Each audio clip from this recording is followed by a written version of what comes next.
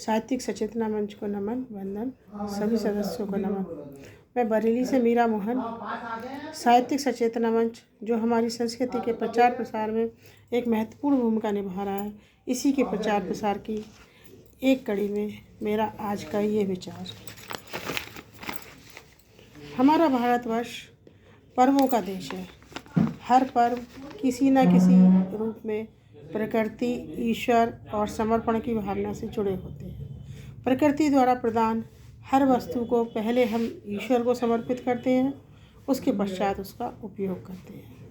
जैसे कि 4 माह के विश्राम के पश्चात देव उठावनी एकादशी को जब हम देवता उठते हैं तो हम गन्ने की पूजा करते हैं, उसे देवताओं को समर्पित करते हैं। उसी दिन से किसान अपने गन्ने की फसल को काटना प्रारंभ करता है। दीपावली पर माँ लक्ष्मी और गणेश जी की पूजा खीलों से की जाती है, जो कि धान से बनाई जाती है। धान की फसल उसी समय तैयार होती है, उसे पहले ईश्वर को समर्पित करके बाद में उसका उपयोग किया जाता है। मकर संक्रांति पर नई दाल और नए चावल का दान किया जाता है। होली पर गेहूं की बालियों को पहले होलिका मैया को समर्पित किया जाता है, उसके पश्चात गेहूं उपयोग के लिए एकत्रित किया जाता है। इसके साथ साथ ऋतु परिवर्तन के साथ एक न एक आस्था का पर्व जुड़ा होता है, जो कि हमारे स्वास्थ्य की दृष्टि से भी लाभदायक होते हैं।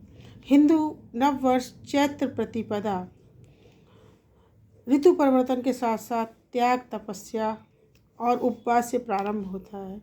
9 दिन तक असीम श्रद्धा के साथ माँ भगवती की शक्ति की विभिन्न रूपों में आराधना की जाती है।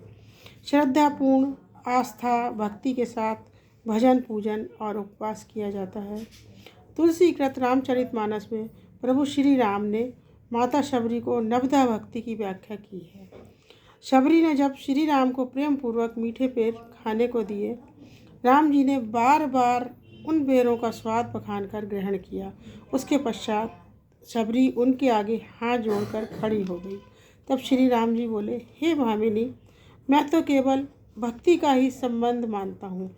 जाति पाति, कुल, धर्म, बड़ाई, धन, बल, कुटुंब, गुण एवं चतुराई, इन सब के होने पर भी भक्ति रहित मनुष्य जलहीन बादल सा लगता है।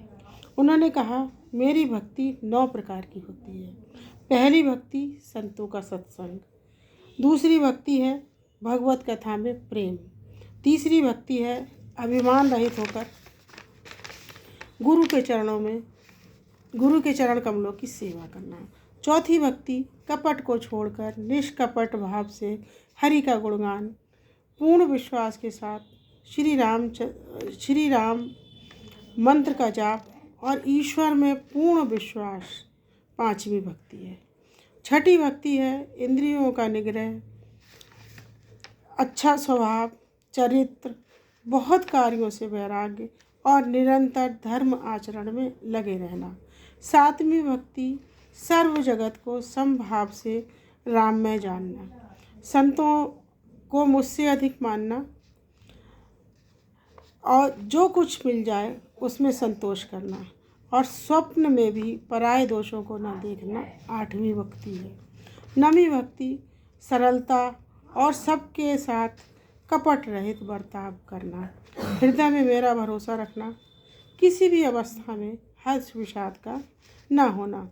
इन सब में से जिसके पास एक भी भक्ति होती है, वह स्त्री पुरुष जड़ चेतन कोई भी हो, हे भाविनी, मुझे वही अत्यंत प्रिय है।